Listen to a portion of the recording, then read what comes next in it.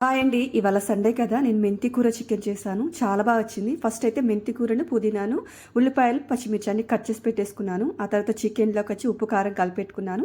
ఇంకా గ్రేవీ కోసం ఉంటది కదా! దానికైతే టమాటా, ఉల్లిపాయలు, అల్లం వెల్లుల్లికి మొత్తం కలిపి మిక్స్ చేసి పెట్టుకున్నాను. ఇంకా బాండి పెట్టేసుకొని దాంట్లో మనకుంటాయి కదా! హోల్ గరం మసాలా అవన్నీ వేసేసుకున్న తర్వాత ఉల్లిపాయలు, పచ్చిమిర్చి, పుదీనా కొంచెం అవి ఆయిల్‌లో వేగిన తర్వాత ఇంకా పుదీనా కావాల్సినంత తీసుకున్నాను. అది కూడా ఫ్రెష్‌గా నీట్‌గా కడిగి పెట్టుకున్నాను అనమాట.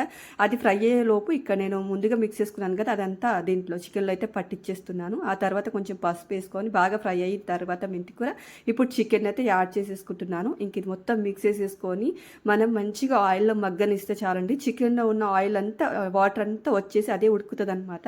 అలా ఉడికిన తర్వాత ఇంకొద్దిసేపు తీసేసి మంచిగా కలిపేసుకొని ఇప్పుడు మనం తగినన్ని వాటర్ యాడ్ చేసేసుకొని ఇంకొక 10 మినిట్స్ బాగా మగ్గిస్తే ఆయిల్ అనేది పైకి తేలుతా ఉంటది. అప్పుడు మనకు నచ్చిన మసాలా యాడ్ చేసేసుకొని దింపేసుకోవడమే. టేస్ట్ మాత్రం సూపర్‌గా ఉంది. ట్రై చేయండి.